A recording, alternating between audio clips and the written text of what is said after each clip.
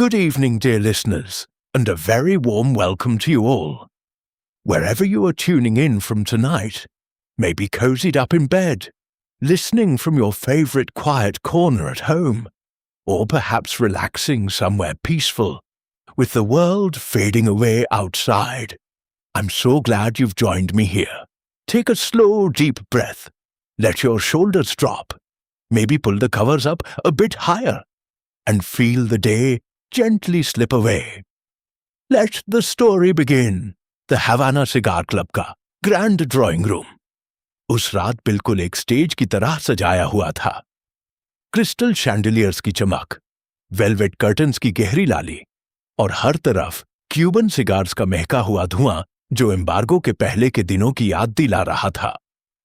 Mahogany tables पर fresh hot house roses और lilies खिले हुए थे, तो और ग्रैंडफादर क्लॉक हर पल धीमे से छाइमे कर रहा था, जैसे कोई सस्पेंस भारा काउंटडाउन चल रहा हो। सब लोग अपने परफेक्ट रोल्स में थे। लेडी एवलिन अपनी सिल्क गाउन में ग्रीविंग विडो बांधकर हैंडकरचिफ दबाती हुई, विक्टर लैंगस्टन सिगार के साथ काल्म पार्टनर का मास्क पहने, क्लारा बोमाउंट नर्वस सेक्रेटरी की तरह हाथ मलती हुई, कर्नल थॉर्न ब्लफ राइवल बनकर लाउंज करता हुआ, और डॉक्टर फोर्ड हेल्पफुल डॉक्टर का रोल अदा करता हुआ। फिर सर रेजिनाल्ड हैरिंगटन की मौत ने पूरा थिएटर हिला दिया। वो अपनी लेदर आर्मचेयर में झुक कर बैठे थे। उंगलियों के बीच एक अड़ा जाला क्यूबन सिगार अब भी सुलग रहा था, और उनके चेहरे पर वो हल्की सी हैरानी जो सिर्फ मौत के वक्त आती है। पुलिस ने कहा हार्ट अटैक, लेकिन हरक्यूल पुआरो ने एक नजर में समझ लिया, ये कोई नेचुरल एंड नहीं था। ये एक केयरफुली रिहर्स्ड मर्डर था।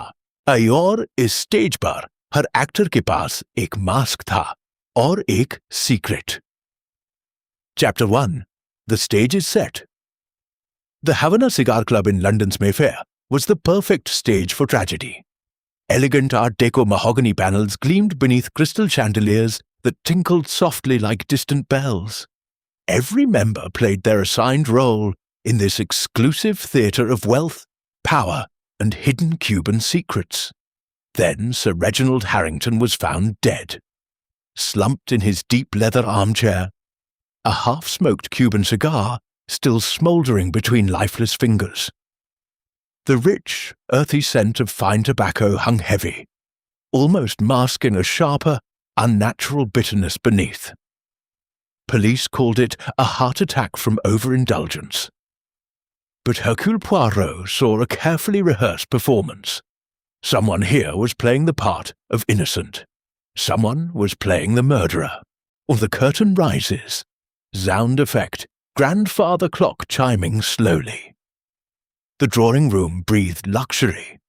Polished mahogany tables reflected the warm crackle of the fire. Velvet curtains in deep burgundy framed tall windows where rain pattered steadily against the glass, letting in a chill night air that fought the room's cozy heat. Expensive perfume, Chanel No. 5, mingled with Cuban cigar smoke, furniture wax, and the delicate fragrance of fresh hothouse roses and lilies, arranged in crystal vases. Footsteps echoed on the parquet floor, as silk evening gowns rustled, and kid gloves whispered against champagne flutes. Sir Reginald had founded the club years earlier. His fortune rested on discreet pre-embargo connections to Havana, importing the world's finest cigars when others could only dream. Now he sat motionless, face frozen in mild surprise, as though the final act had caught him off guard. The club doctor pronounced natural causes almost too quickly. Poirot's green eyes gleamed with quiet certainty. This was murder, staged with precision. The little grey cells already protested. Poirot had been invited as a guest of honour that evening. He tilted his egg-shaped head, observing the cast of characters who now gathered around the body like actors frozen mid-scene. Lady Evelyn Harrington, the widow, entered first. Her silk gown shimmered under the chandelier light, kid gloves clutching a crisp linen handkerchief. She dabbed at dry eyes, shoulders shaking in what appeared to be perfect grief. Victor Langston, Sir Reginald's business partner, stood nearby, puffing steadily on a cigar. His hands were remarkably calm for a man who had just lost his closest associate. Miss Clara Beaumont, the young secretary, hovered at the edge, twisting the rough tweed of her skirt between nervous fingers. Her eyes darted everywhere but the body. Colonel Marcus Thorne, a long-time rival in the cigar trade, lounged against the mantel with feigned indifference, his rough tweed jacket contrasting the room's smooth luxury. Sandalwood cologne drifted from him, sharp against the wood smoke. Dr. Elias Ford, the club physician, adjusted his spectacles with clinical efficiency, already preparing to sign the certificate. Poirot touched his magnificent moustache thoughtfully. Each performance was flawless, too flawless. Observe, mon ami, this suspect plays their role too perfectly. The police inspector arrived, glanced at the scene and nodded. Heart gave out, a common enough in men his age. He gestured at the known medical history. Mais non, Poirot replied softly, drawing himself up to his full, still modest, height. This is no natural curtain call. Hercule Poirot is not deceived by such theatre. He bent to examine the cigar ash in the crystal tray. An odd chemical bitterness lingered in the smoke. The mask slips. Did you see it? Crystal glasses clinked as champagne was poured, icy, dry, bubbling, to steady nerves. Hot coffee followed, its strong continental aroma cutting through the haze. Rain drummed harder on the windows. Poirot arranged the ashtrays symmetrically with small, precise hands. Lady Evelyn's voice trembled as she recounted her husband's final moments. He was laughing, and then he just stopped. Sympathetic murmurs rose. But Poirot watched, and the handkerchief remained perfectly dry. Now, the director method for Lady Evelyn. The performance. She weeps, yes. The handkerchief dabs at the eyes. The shoulders shake appropriately. Her voice quavers with practiced sorrow. The tell, but observe, the linen stays dry, no mascara runs.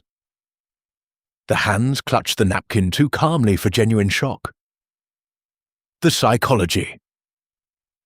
I am reminded of the Ackroyd affair, where a woman performed grief so convincingly the entire village mourned with her. She had rehearsed every sob, timed every tear in front of her mirror. Yet she stood too straight.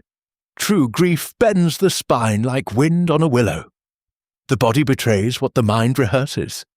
This is the essence of psychology, the subtle war between performance and truth. Poirot understands how fear of discovery forces such careful rehearsals. The truth, therefore. This woman feels relief, not sorrow. She knew the dangers in his Cuban dealings long before tonight. Her grief is costume, not emotion. You see it now, non? The theatre begins to crumble. Watch this performance carefully. Is it truth or theatre? The tension rises. Someone will soon forget their lines. Victor claimed he and Sir Reginald had shared one last cigar, discussing a new shipment.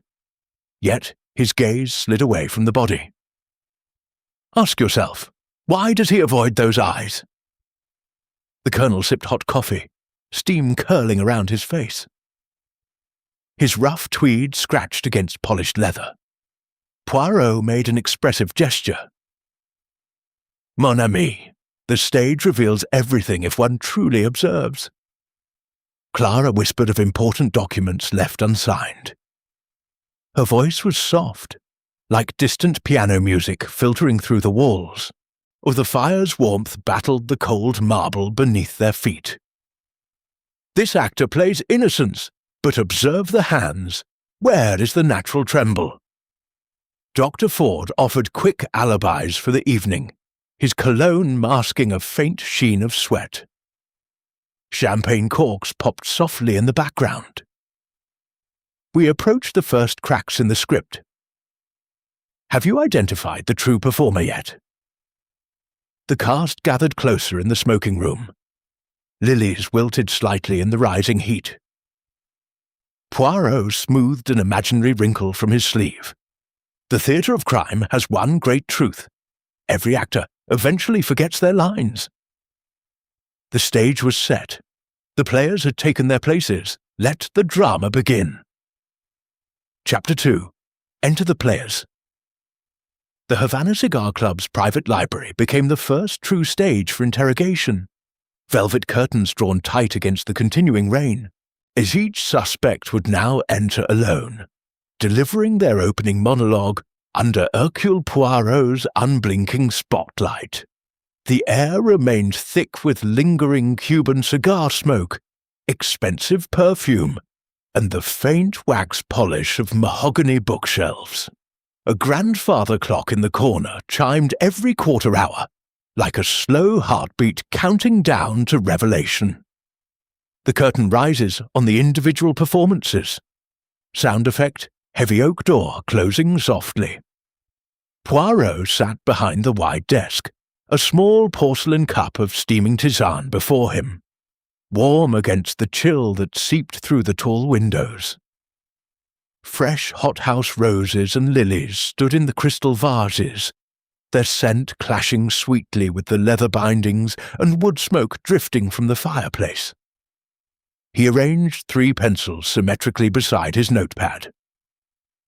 Order and method, always, and Lady Evelyn Harrington entered first.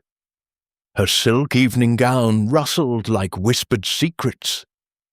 She settled into the armchair opposite, kid gloves folded neatly in her lap, crisp linen handkerchief ready. I was with him until 8:15, she began, voice low and measured. We spoke of the new Havana shipment. Then I went upstairs to change for dinner. When I returned, he was gone. She dabbed at perfectly dry eyes. Shoulders trembled on cue. Poirot tilted his egg-shaped head. The performance is smooth. Too smooth. Truth does not rehearse so carefully. Victor Langston followed. Tall, broad-shouldered, he carried the rich aroma of his own cigar. Reginald and I shared our usual after-dinner smoke right here, he said, gesturing at the 2 empty leather chairs by the fire. We discussed expanding imports despite the embargo rumors.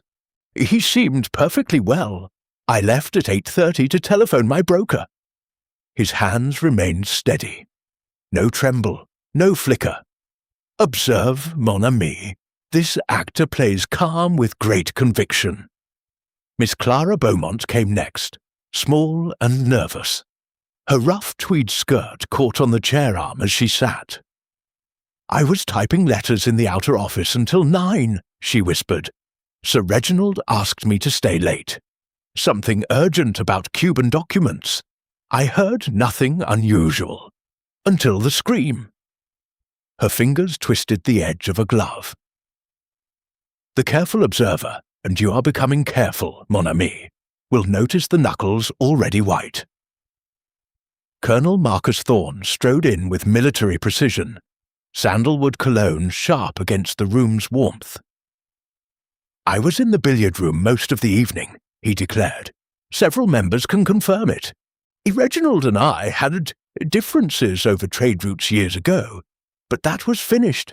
I respected the man. His voice boomed just a fraction too loudly. Ask yourself, why the need to fill silence so forcefully? Finally, Dr. Elias Ford, calm and clinical, adjusted his spectacles. I examined the body at once. Heart failure, accelerated by nicotine and age. I signed the certificate accordingly. Nothing suspicious presented itself.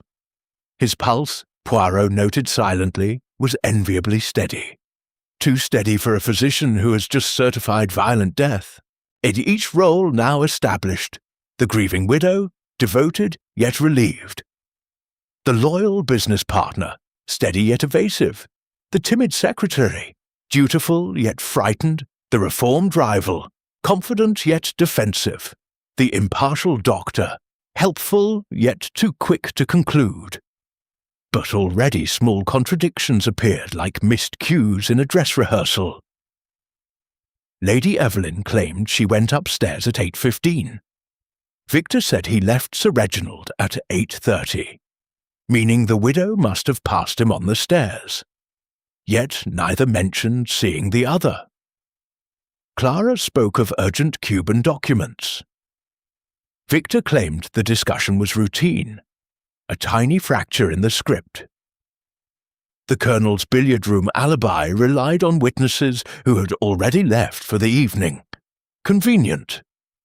Dr. Ford's medical opinion arrived before Poirot had even requested it. Helpful, or rehearsed. Poirot touched his magnificent moustache thoughtfully. Mon ami, you watch with Poirot, no? You see how this one's hands remain perfectly still while speaking of death? The fire crackled, sending sparks up the chimney. Hot coffee was brought in on a silver tray. Strong, continental, bitter on the tongue.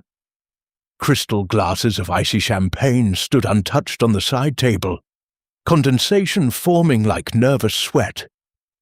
Rain continued tapping the windows. Distant piano music floated from the lounge downstairs, something slow and melancholy. Poirot made an expressive gesture with his small hands. This performance of grief, of loyalty, of innocence, it is technically correct. But truth, she stumbles occasionally.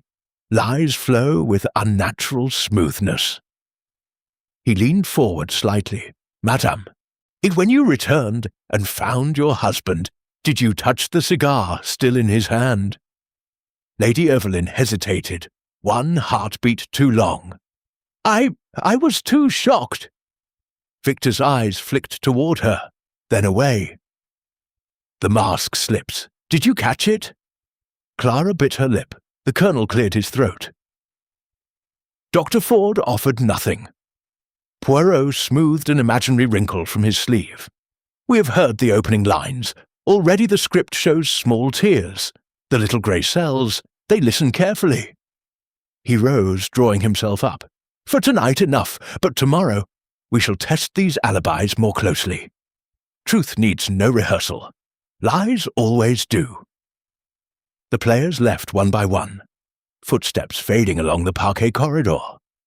The library grew quiet except for the steady tick of the clock and the soft hiss of the dying fire. Every actor had taken their mark. Oh, but who played truth, and who played lies? Chapter 3. The First Act. The rain had eased to a fine mist by morning, but the Havana Cigar Club still felt like a closed theatre, waiting for the next scene. Poirot moved to the terrace overlooking the small private garden, where damp stone benches glistened and hothouse roses drooped under heavy droplets. The chill morning air carried the faint scent of wet earth and lingering wood smoke from last night's fire. Here, away from the main rooms, he would press deeper, testing the first fragile cracks in the performances. The curtain rises on the opening act. Sound effect, distant rain dripping from eaves. Poirot had requested the club's private archives be opened. Dusty ledgers and locked drawers revealed charred fragments of paper in Sir Reginald's personal grate. Cuban correspondence half burned, ink still faintly chemical on the remnants. He lifted one singed corner with tweezers. The handwriting was hurried, urgent, something about embargo evasion and final shipment. Observe, mon ami, this evidence was meant to disappear. Yet the fire was not hot enough. A small mistake. Clara Beaumont was summoned first to the terrace. She arrived wrapped in a wool coat over her tweed skirt, kid gloves already twisting. Poirot offered her hot coffee from a silver pot, strong, continental, steaming in the cool air. "You mentioned urgent Cuban documents last night," he began gently. "Tell Poirot more." Clara hesitated, then spoke in a rush. "Sir Reginald argued with Mr. Langston 2 days ago, loudly, in this very room, something about a shipment that could ruin them both if discovered. I heard Victor say, 'You'll destroy us both.'" Then silence. Her voice cracked. Genuine this time. No rehearsal. The mask of timid secretary slipped, revealing real fear beneath. Poirot tilted his head. The eyes betray confidence feigned. Now, the director method for Clara. The performance, she plays the frightened loyal employee. Voice soft, gaze lowered, hands folded tightly. Every gesture says, "I am small, harmless." The tell, but notice, the knuckles white from gripping her own gloves. Breath quickens when Victor's name is spoken, too aware, too controlled. The psychology. This reminds Poirot of the Styles case, where a young companion performed perfect innocence while hiding a passionate attachment. She rehearsed every answer in her mind, yet her pulse raced wildly whenever the lover was mentioned. The body cannot fully lie. The adrenaline leaks through no matter how perfect the script. Psychology teaches us that fear, of loss, of exposure, forces the mask, but truth seeps out in tiny physiological betrayals. The heart's rhythm defeats the mind's rehearsal every time. The truth. Therefore, Clara conceals affection for Victor Langston. She fears implicating him or herself. Her innocence is real, but the mask hides deeper emotion.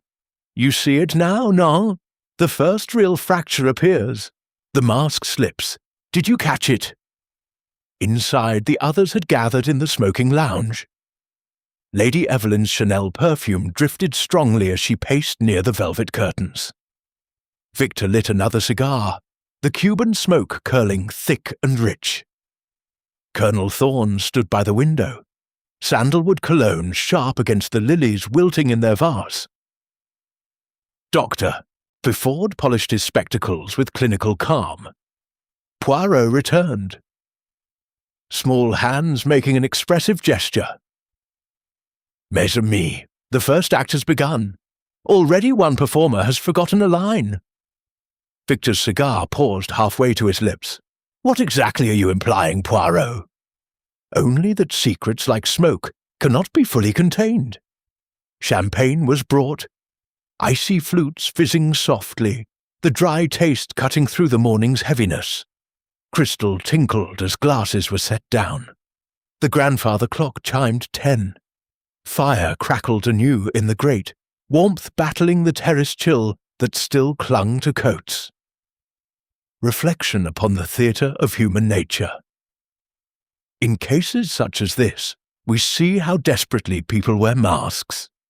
Clara's slip reveals the universal need to shield vulnerability, to protect love, to avoid judgment. We perform the roles society hands us: the dutiful secretary, the grieving widow, the steadfast partner. Fear drives the act. Fear of ruin, of rejection, of truth itself. Greed, pride, love, all demand costumes. I recall the murder on the Orient Express, where 12 souls performed righteous vengeance, each masking guilt with elaborate alibis rehearsed in the dark hours. One small gesture, a hand trembling as wine was poured, betrayed the careful illusion. The body knows no script, it only knows truth. Deception always exhausts itself eventually. No mask can endure the persistent spotlight forever. Listener, pause and consider. What role are you playing today? What small tell might give you away if someone truly observed? The first act tightened.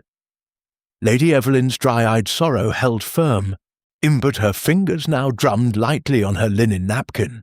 An unconscious rhythm. Victor's steady cigar puffs grew just a fraction quicker.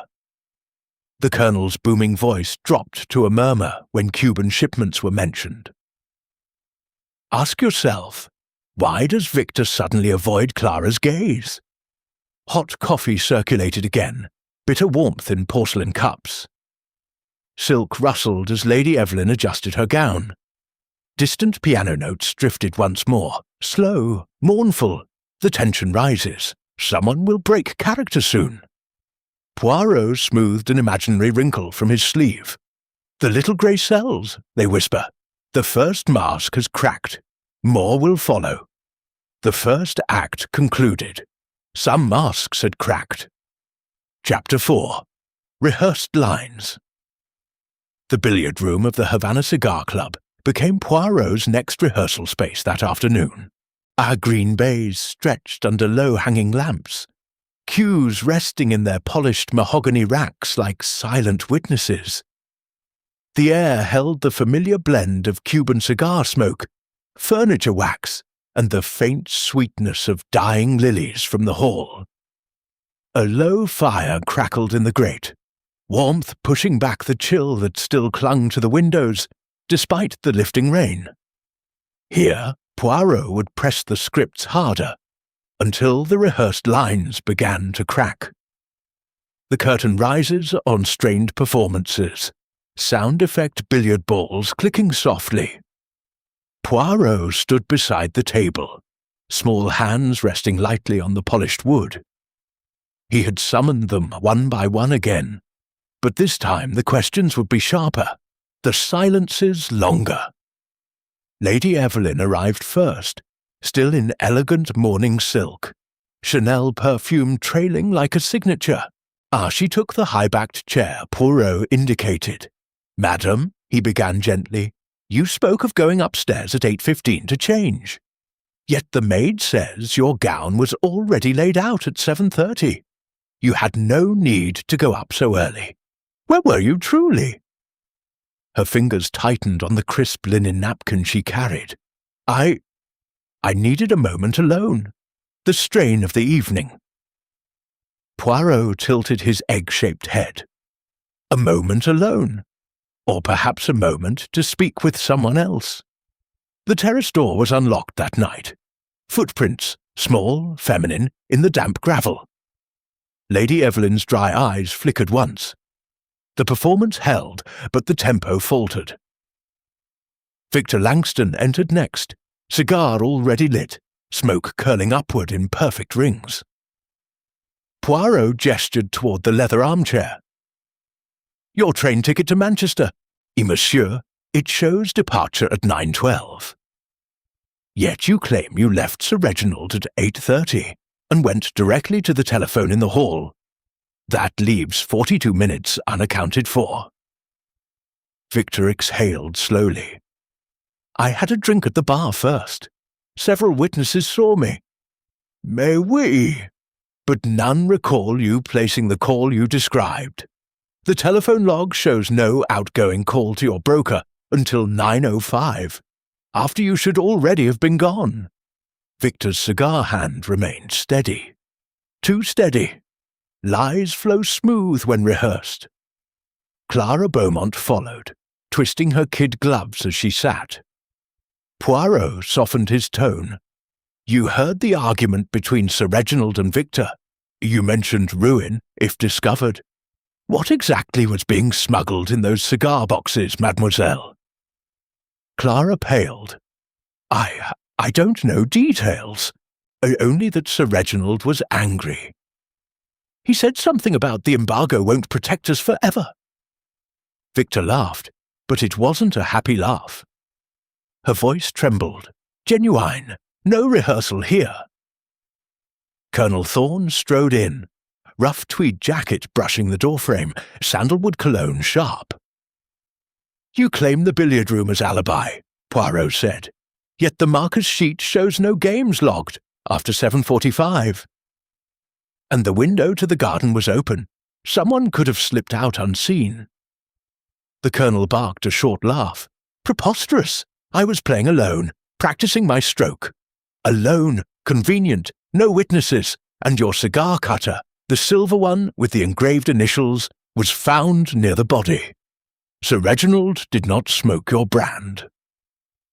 Thorne's jaw tightened. The mask of bluff confidence strained.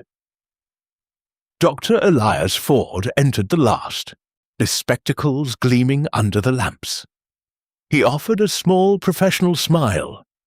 "You certified death quickly, Doctor, yet the toxin, a rare alkaloid from Cuban nightshade, was already in the cigar ash. You would recognize such a substance, no?"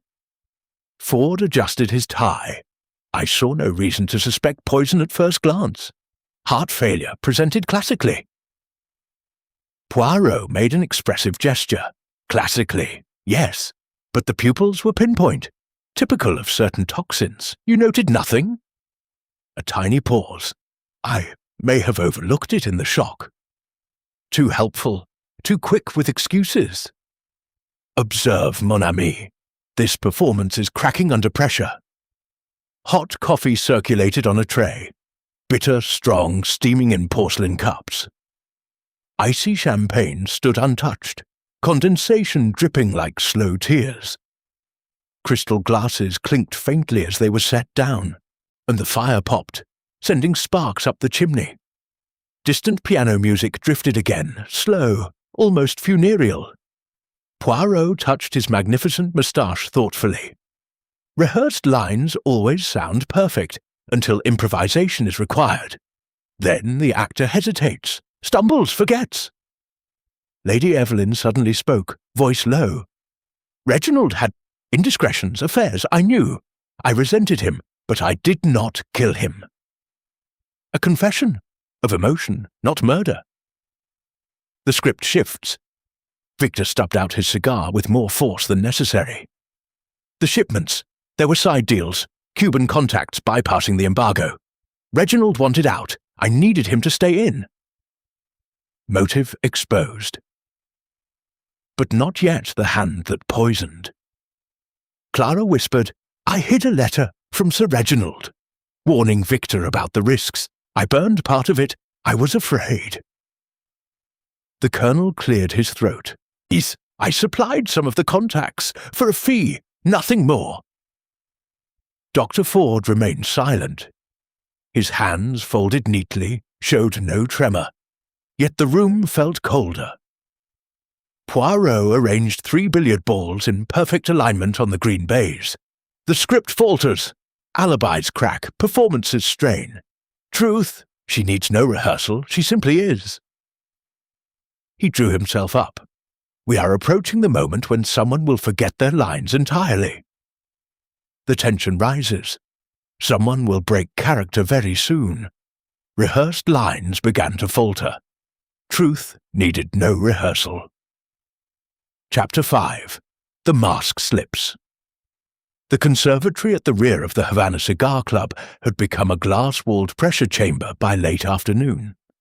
Tall ferns and exotic orchids pressed against the panes, their damp leaves fogging the view of the garden beyond. Rain had returned, a drumming steadily on the roof like impatient fingers. The warm, humid air inside carried the heavy perfume of blooming lilies, undercut by the ever-present Cuban cigar smoke that clung to everything. Here, Poirot would force the confrontation that would shatter at least one performance completely. The curtain rises on the moment of exposure. Sound effect, rain hammering glass, distant thunder rolling. Poirot had assembled them all. 5 suspects arranged in a semicircle of wicker chairs around a low glass table. Crystal flutes of icy champagne stood untouched, condensation pooling like nervous tears. A silver coffee service waited, steam curling from the spout. He stood at the center, small but commanding, green eyes moving from face to face. "Mes amis," he began softly, "we have reached the point where masks can no longer be worn comfortably. One of you has played the most dangerous role of all, the helpful innocent who is, in truth, the hand behind the curtain." He turned first to Victor Langston. Victor sat forward, cigar unlit between his fingers. If you're accusing me, Poirot, say it plainly. No, monsieur, not yet. But your mask of loyal partner has already slipped. The resentment, over credit for the embargo evasion schemes, over Sir Reginald's decision to withdraw, it boiled over. You shouted at him, Clara heard. Your hands shook when you spoke of it earlier.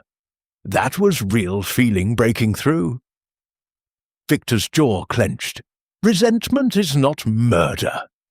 Agreed, but it is motive. And motive when combined with opportunity. Victor suddenly stood, chairs scraping harshly on the tiled floor. Enough games. Yes, I hated the way he took all the glory. Yes, I wanted the business for myself, but I did not poison his cigar. His voice cracked on the final word. Hands trembled visibly now, no longer steady. The mask of calm partnership fractured wide open. Real anger, real pain, real fear poured out. Poirot nodded once. Merci, the emotion is honest. We see the true face at last. Now, the director method for Victor. The performance. He played the steadfast friend and partner. Voice level, gestures open, cigar held with casual confidence. Every line delivered to suggest unbreakable loyalty. The tell, but observe. The cigar gripped too tightly, knuckles whitening. The jaw muscle twitches when Reginald's name is spoken. The steady mask cracks under direct pressure. The psychology. This recalls the Blue Train mystery, where a business associate feigned unbreakable camaraderie while secretly plotting to steal a fortune. He rehearsed smiles and handshakes in private, yet the micro-expressions betrayed him. A fleeting grimace at every mention of success that was not his own. Psychology teaches that deep resentment cannot be fully suppressed. It leaks through the smallest muscles, the quickest breath. Pride demands the performance, but the body rebels. The little grey cells recognize these involuntary confessions long before words admit them. The truth. Victor resents bitterly, but he is not the killer. His breakdown reveals motive without the final act. The mask has fallen. Beneath it lies only wounded pride, not a murder. You see it now, no? Victor sank back into the chair, breathing hard. No one spoke for several seconds. Only rain and the soft hiss of steam from the coffee pot filled the silence. Poirot turned next to Dr. Elias Ford. Doctor, your performance has been the most polished. The calm physician, the quick diagnosis, the helpful suggestions, magnifique. Yet one detail troubles Poirot. Ford adjusted his spectacles with precision. I'm listening. When you examined the body, you pronounced heart failure immediately, but the pupils, pinpoint. A classic sign of the Cuban nightshade alkaloid later confirmed in the ash. You, a physician familiar with tropical toxins from your years in the colonies, did not notice? Ford's lips thinned. It was dark. The light? No. The chandelier was fully lit. And your pulse, doctor, when you placed your fingers on Sir Reginald's wrist to confirm no beat, it remained perfectly even. No acceleration. No shock. A man truly surprised by violent death would show some physiological response. Yours was absent. Ford opened his mouth, closed it. For the first time, his hands betrayed the smallest tremor. Poirot made an expressive gesture. The mask slips, doctor. Did you catch it, mes amis? Lady Evelyn gasped softly. Clara covered her mouth. The colonel shifted uncomfortably in his wicker chair. Hot coffee was poured. Bitter strong, the porcelain warm against chilled fingers. Icy champagne beads slid down the flutes. Silk rustled as Lady Evelyn clutched her linen napkin. Sandalwood cologne from the colonel mixed with the heavy lily scent. The fire in the small grate crackled, fighting the damp. Ask yourself, why does the doctor's hand shake now, when it was steady over a corpse? Poirot leaned closer to Ford. "You supplied the toxin, did you not? A substance you knew well. Administered not in food or drink, but in the cigar itself, a final, personal touch. Why?" Ford's spectacles glinted as he looked up. "You have no proof. Proof comes later. For now, Poirot sees the psychology. You performed helpfulness to deflect suspicion, but helpfulness masking guilt is a heavy role. Eventually, the actor tires." Ford said nothing, but the tremor in his fingers grew. "Observe, the eyes no longer meet ours directly. Confidence performed has become terror barely contained." The tension in the conservatory was now almost physical. Rain hammered harder. A distant piano played something slow and mournful. Poirot drew himself up. "We approach the final unmasking. One performance remains to be stripped completely. But already the mask has fallen. Beneath it, the true face at last." The mask had fallen. Oh, beneath it, the true face at last. Chapter 6. Behind the Curtain. The club's private archives, tucked behind a false panel in the library, served as the backstage of this elaborate drama. Dim light from a single brass lamp fell across dusty ledgers, locked tin boxes, and shelves of yellowed correspondence. The cold marble floor chilled the feet, even as the small grate fire struggled to warm the narrow space. Here, away from polished mahogany and velvet, the hidden connections and buried motives lay exposed like forgotten props. The curtain rises on the secrets no one wished to see. Sound effect. Old drawer scraping open, papers rustling. Poirot worked methodically, small hands arranging documents in neat rows. Charred fragments from Sir Reginald's grate had been pieced together under a magnifying glass. One partial letter, inked in haste. The final Havana consignment must evade customs entirely. If discovered, a ruin for us all. Your contacts in Cuba are compromised. Ford knows too much. He touched his magnificent moustache thoughtfully. Ah, the threads begin to weave together. Lady Evelyn was summoned first to this cramped confidential space. Her silk gown seemed out of place among the dust. Chanel perfume clashed with the musty smell of old paper and wood smoke. "You had an affair, madame," Poirot said quietly, "with Colonel Thorne. Sir Reginald discovered it 6 months ago. He threatened divorce and to cut you off without a penny." Lady Evelyn's shoulders stiffened, but she did not deny it. "Humiliated me, publicly, in front of the entire club. I hated him for it. But murder? No." Her voice held genuine bitterness, unrehearsed at last, and the mask of grieving widow had been peeled away earlier. What remained was raw resentment. Next, Victor Langston. He entered smelling strongly of fresh Cuban cigar, eyes wary. "The shipments," Poirot continued, "were not merely cigars. You smuggled Cuban rum and rare tobacco blends through false bottoms in the boxes, bypassing the embargo for profit. Sir Reginald wished to end it. You needed him silenced." Victor exhaled slowly. "Profit, yes, but not at the cost of his life. I argued with him. I threatened to expose his own side deals if he pulled out. But poison? That was never my plan."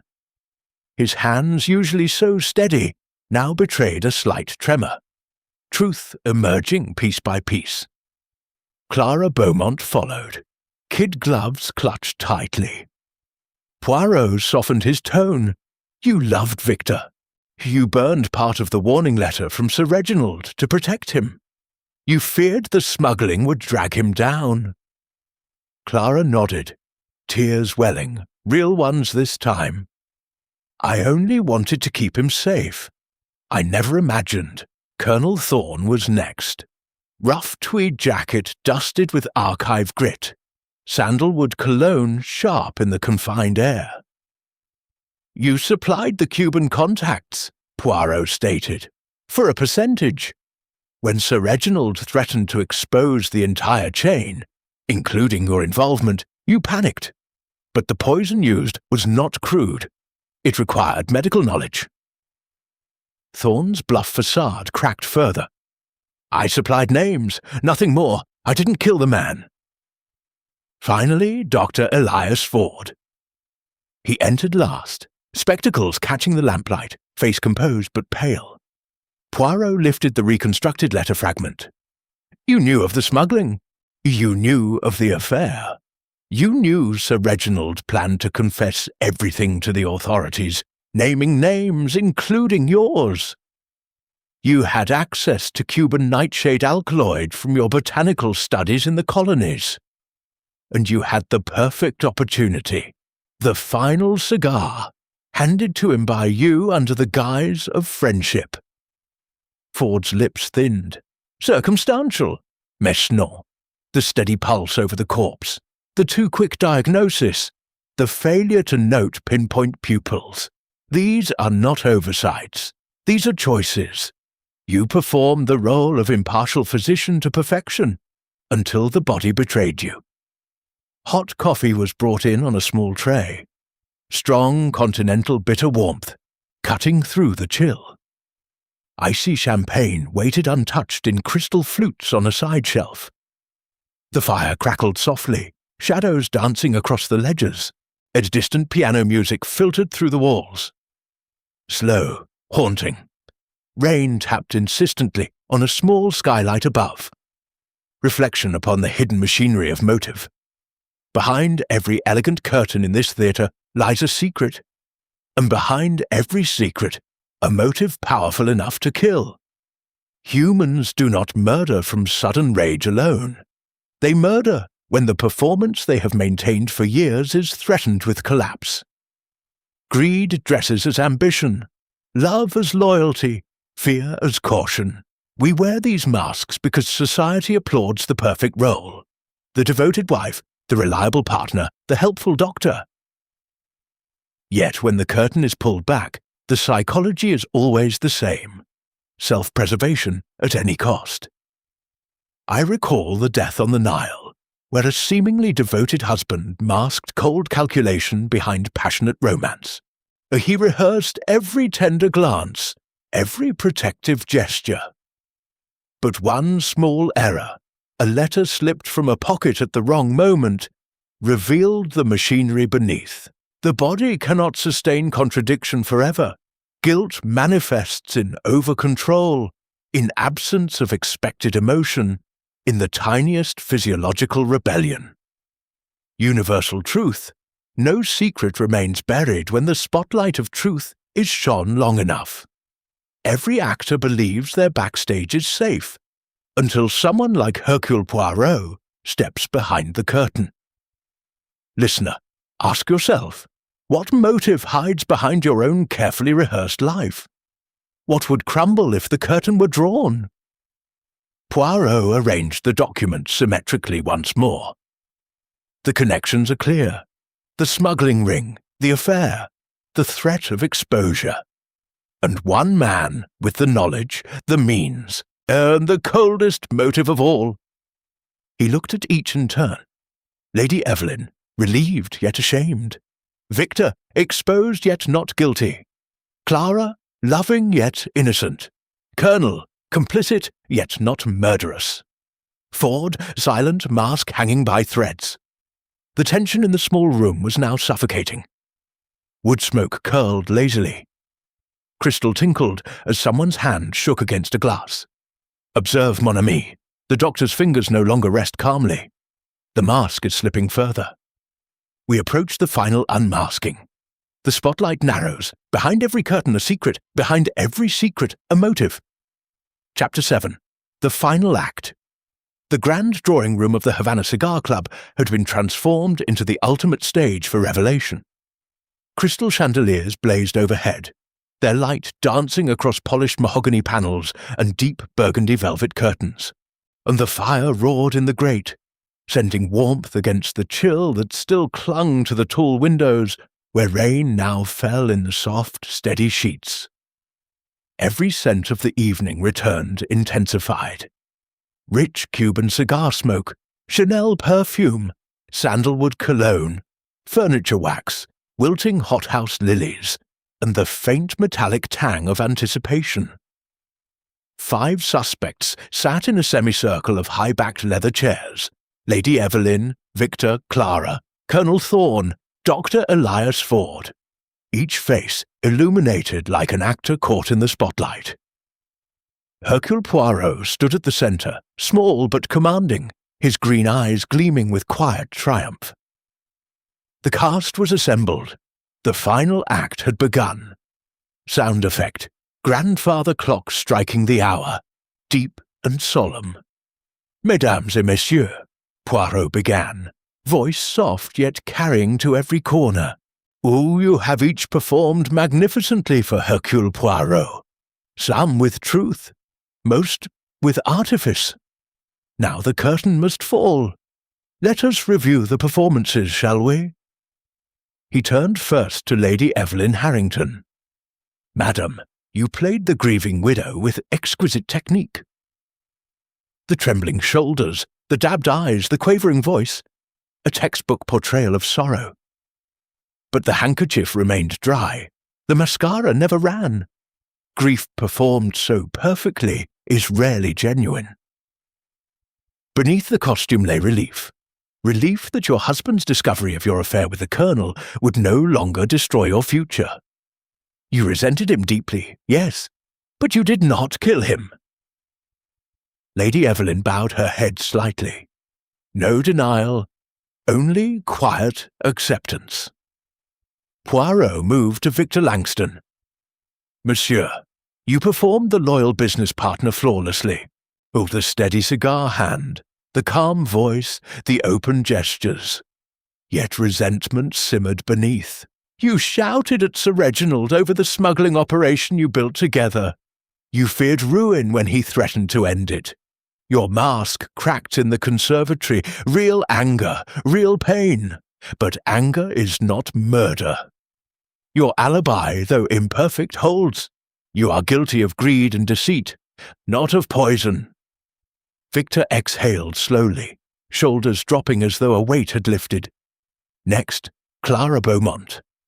Mademoiselle, you played the innocent bystander, the timid secretary who sees nothing, knows nothing.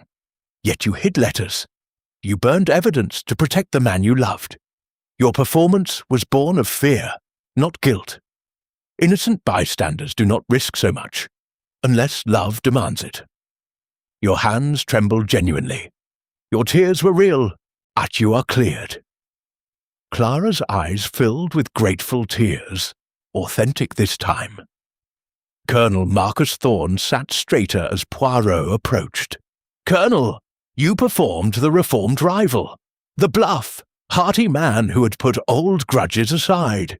You supplied the Cuban contacts. You profited from the smuggling. You had motive when Sir Reginald threatened exposure. Yet your rough hands shook only when cornered, not when killing. The poison required precision you do not possess. You are complicit, but not the murderer. Thorne gave a curt nod, face flushed with shame rather than defiance. Finally, Poirot turned to Dr. Elias Ford. And now we come to our leading performer. Doctor, you gave the most convincing performance of all. The calm physician, the quick professional diagnosis, the helpful suggestions, the steady pulse over a corpse. Magnifique, as you even polished your spectacles with clinical detachment while pronouncing heart failure. But one small moment betrayed you. Poirot stepped closer, voice dropping to an intimate whisper that somehow filled the room. When you placed your fingers on Sir Reginald's wrist to confirm no heartbeat, your pulse remained perfectly even. No acceleration, no shock.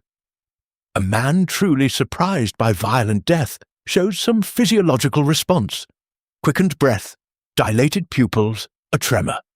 Yours was absent complete control, over-control, the body of a killer who already knew exactly what he would find because he had caused it. Ford's spectacles glinted as he looked up. For the first time, his hands rested in his lap without movement. Poirot lifted the small silver cigar cutter from the table, the one engraved with Ford's initials. This was found near the body. You handed Sir Reginald his final cigar yourself, under the guise of friendship.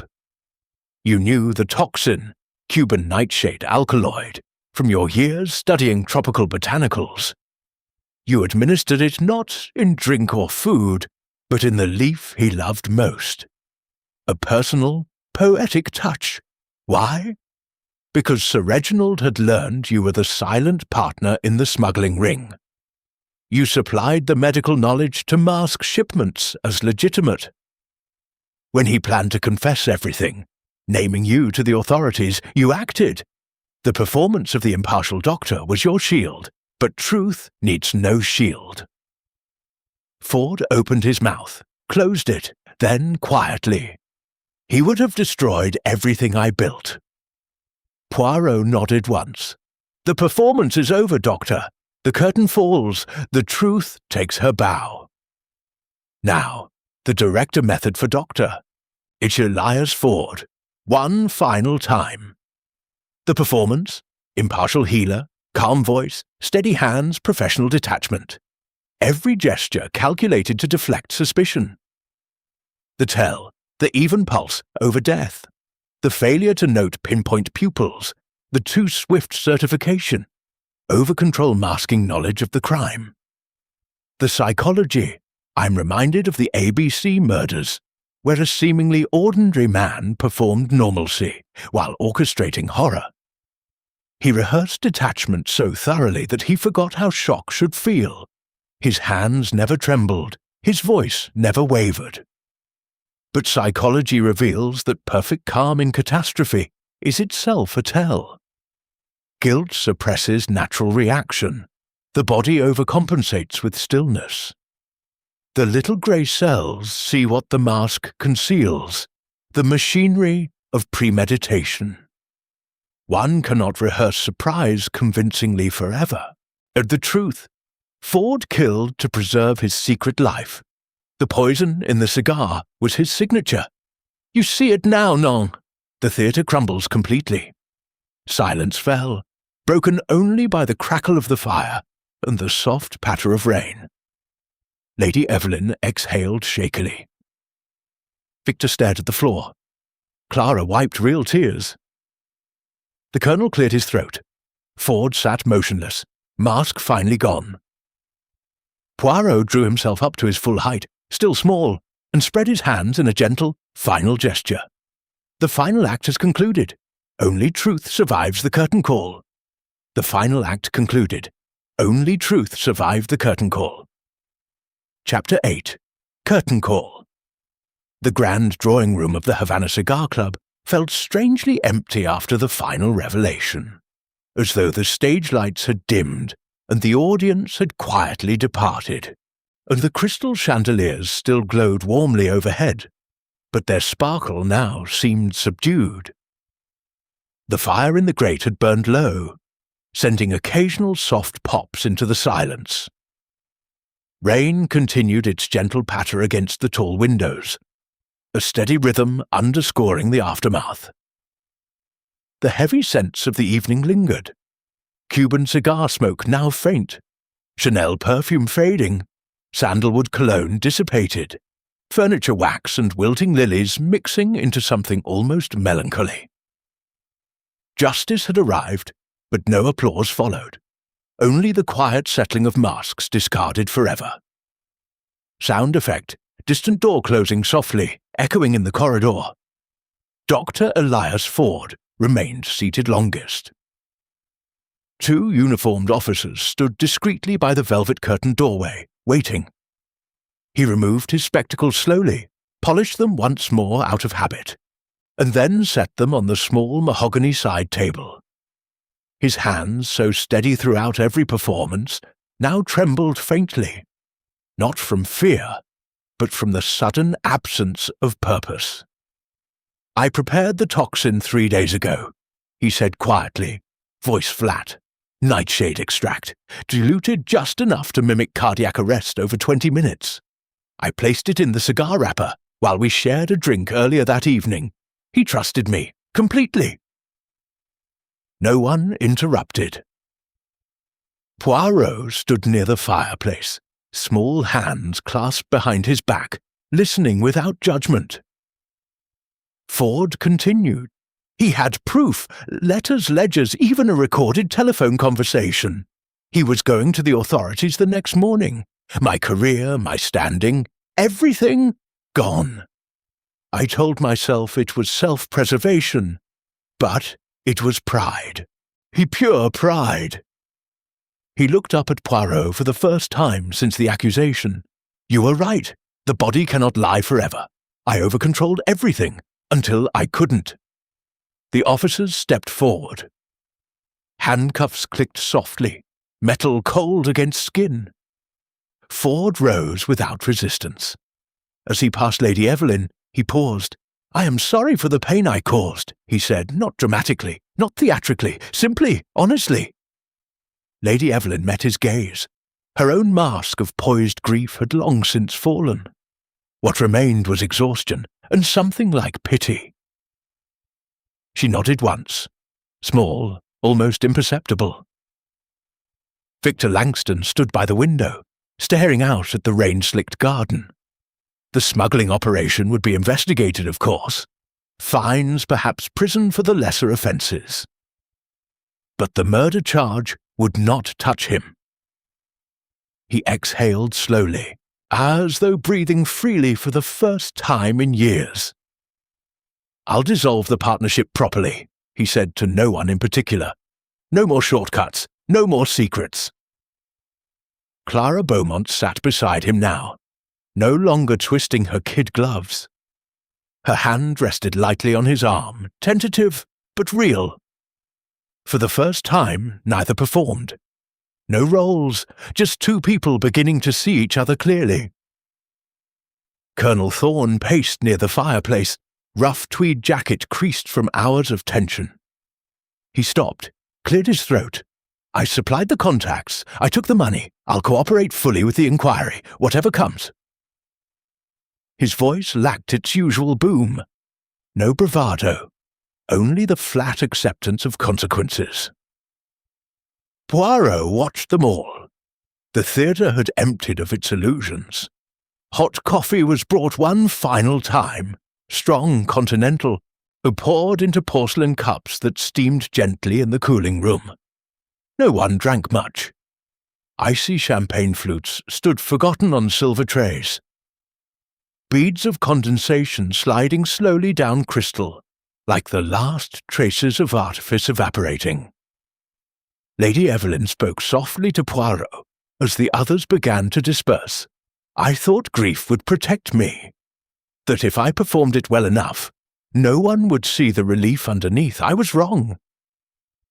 Poirot inclined his head. "The performance of sorrow is heavy, madame.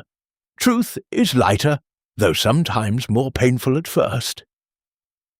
She managed a small, genuine smile, the first without rehearsal. "Observe, mon ami." Relief now shows plainly in her eyes. No more dry handkerchiefs, no more trembling shoulders on cue. The mask is gone. Victor turned from the window. "Thank you, Poirot, for seeing past the act." Poirot made a small, expressive gesture with his hands. Hercule Poirot sees only what the actors themselves reveal, when they forget their lines. Clara whispered something to Victor.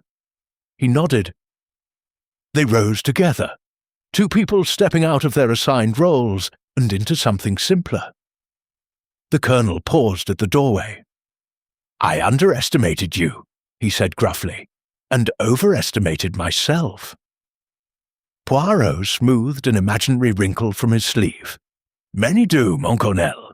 The theatre teaches humility, eventually." Dr. Ford was led away quietly, no struggle, no final dramatic speech. Only the soft tread of footsteps on parquet fading down the corridor. The room grew still.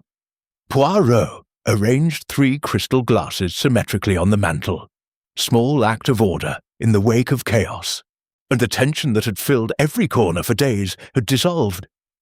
What remained was raw, imperfect, human. Ask yourself, how does it feel when the performance ends? When the spotlight goes dark and no one is watching. The fire crackled one last time, sending a shower of sparks upward.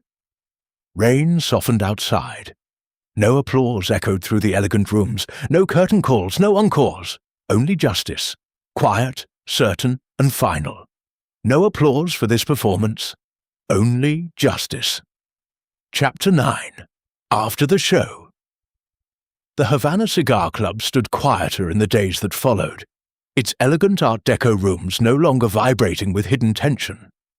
The crystal chandeliers still gleamed, but their light now felt gentler, almost forgiving. The fire in the grand drawing room burned low and steady, sending occasional sparks upward like quiet sighs of relief. Rain had finally ceased.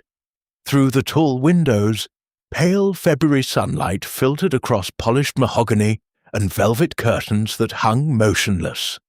The heavy sense of the drama had faded. Cuban cigar smoke reduced to memory. Chanel perfume and sandalwood cologne no longer clashing, only the clean smell of furniture wax and fresh lilies newly replaced in crystal vases. The theatre had emptied. What remained were people, stripped of roles, beginning to live without scripts. Sound effect, soft footsteps fading along parquet, distant clock chiming once. Lady Evelyn Harrington left London within the week. She took a small suite at a discreet Paris hotel overlooking the Seine. Divorce proceedings had begun quietly. Sir Reginald's will, discovered to be more generous than anyone expected, ensured she would not want.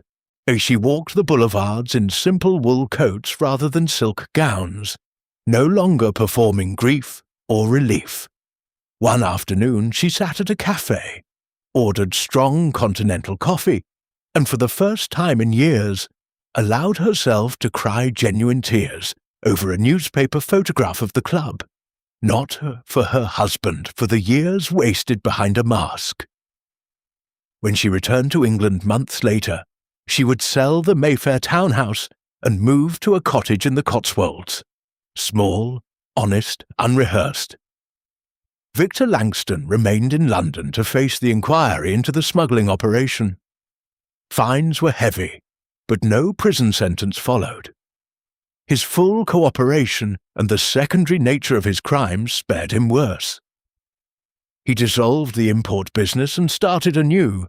Legitimate tobacco brokerage, smaller scale, transparent books. And Clara Beaumont stayed at his side. They married quietly in a registry office 3 months later. No silk gowns, no kid gloves, only 2 people who had learned to drop their performances together. Clara no longer twisted her hands nervously. Victor no longer gripped cigars like lifelines. They took long walks along the embankment, speaking plainly.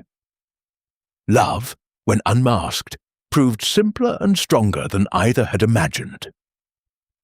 Colonel Marcus Thorne retreated to his country house in Kent. The bluff military manner softened. He spent afternoons in the garden rather than the billiard room. He made full restitution for his part in the Cuban contacts, and quietly donated a significant sum to a charity aiding families ruined by embargo-related smuggling. In letters to old club acquaintances, he admitted what pride had once forbidden. I thought strength meant never bending. I was wrong. The rough tweed jacket hung unused in the wardrobe. He favoured softer wool now. Humility, it seemed, fit better. Dr. Elias Ford's trial was swift and unsensational. He pleaded guilty, offered no dramatic defence. The judge noted the premeditation, but also the absence of cruelty beyond the act itself. Sentenced to life with possibility of parole after 15 years, he was taken to Pentonville. In his cell he began writing, clinical notes at first, then something closer to confession. Friends who visited said he seemed calmer than he had in years. The mask of perfect control had been the heaviest burden of all. The Havana Cigar Club itself survived. Membership dwindled briefly, then slowly returned.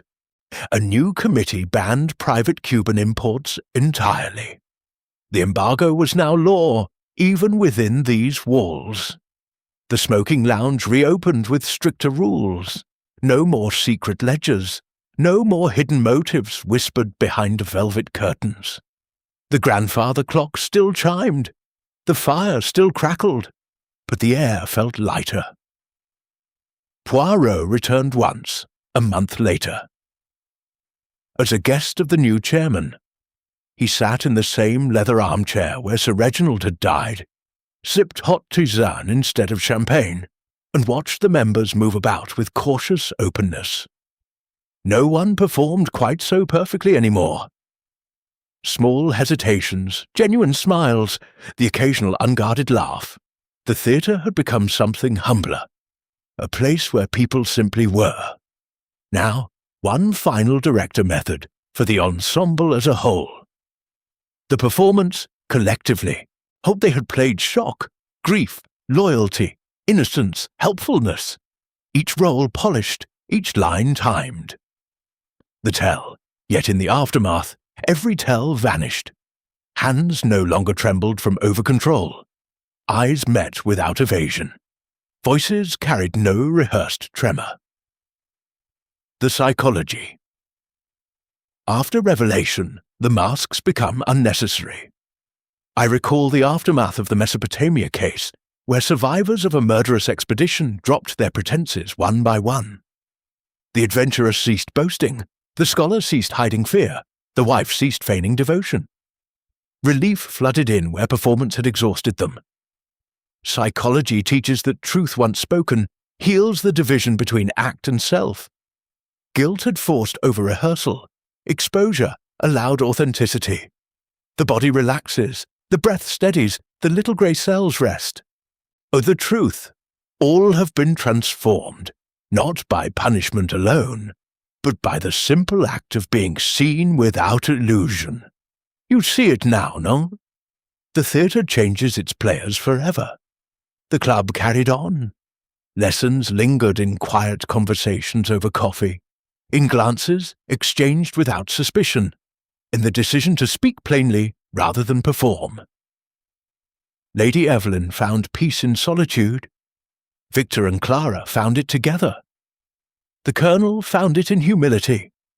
Even Ford, behind bars, began to find a version of it in honesty. The stage had been reset, not for another drama, but for ordinary life. The theatre emptied, but the lessons remained. Chapter 10. Poirot reviews the performance. Hercule Poirot sat in the familiar comfort of his small London apartment on the evening of March 3rd, 1937, as the room was arranged with his usual precision. Books aligned by size on the shelves. A single porcelain cup of tisane steaming gently on the low table beside his armchair. The fire crackling softly in the grate. Outside, a light spring rain pattered against the window panes, but inside all was order, warmth, and quiet reflection. A fresh copy of the Times lay folded beside him. A small paragraph on page 7 noted the sentencing of Dr. Elias Ford and the quiet dissolution of certain questionable import practices at the Havana Cigar Club. Poirot had read it twice. Now he leaned back, touched his magnificent moustache thoughtfully, and allowed the little grey cells to review the entire performance one final time. Sound effect, soft crackle of the fire, distant clock ticking. News of the players had reached him gradually. A Lady Evelyn Harrington had settled in her Cotswolds cottage. Friends reported she gardened, read novels, and no longer wore silk gowns to mask her feelings. Victor Langston and Clara Beaumont had married in April.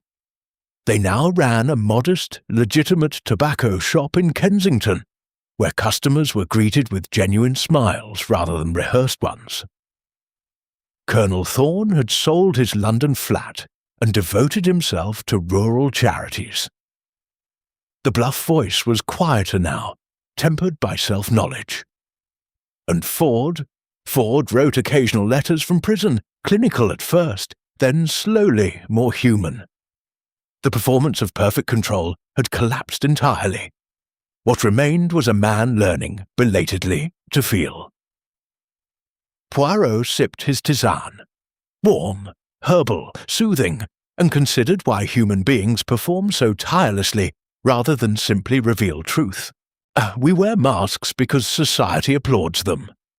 The grieving widow must weep appropriately. The loyal partner must appear unshakable. The helpful doctor must remain calm. Fear drives the rehearsal. Fear of judgment, of loss, of exposure. Greed dresses itself as ambition. Resentment disguises itself as duty. Love hides behind duty or indifference. Pride demands the most elaborate costume of all, the illusion of invulnerability. Yet every mask is heavy. The body grows tired of contradiction. Hands tremble when they should not. Eyes dry when tears are expected. Pulses stay even when shock should race. The little grey cells notice these discords long before words confess them. In the Havana Cigar Club, we saw the classic progression. Confident performance giving way to strain, strain to fracture, fracture to collapse. If Victor's cigar hand shook when resentment broke through. Ford's steady pulse over death revealed premeditation more clearly than any confession. Lady Evelyn's dry handkerchief spoke relief louder than any sob. Each actor believed their backstage was secure, until the spotlight of truth found the crack. I am reminded of the chocolate box affair, many years ago in Belgium. A respected politician poisoned his rival and performed profound shocks so convincingly that even I, Hercule Poirot, was momentarily deceived. He rehearsed every gesture, the widening eyes, the hand pressed to the chest, the voice cracking at precisely the right moment. He practiced in mirrors for hours, yet he made one fatal error. When the body was discovered, he reached for his cigarette case with fingers too steady. A truly horrified man fumbles. His hand did not, and the body remembered what the mind had rehearsed away. In that case, as in this one, psychology triumphed over performance. Guilt always betrays the actor through over-control or absence of expected reaction. The murderer suppresses natural horror. The innocent feels it. The grey cells distinguish between the two. Why does truth ultimately triumph? Because deception is exhausting. Lies must be remembered, alibis maintained, emotions simulated. Truth requires no effort. It simply is. When the curtain is drawn, when one small tell is noticed, one inconsistency probed, the entire edifice crumbles.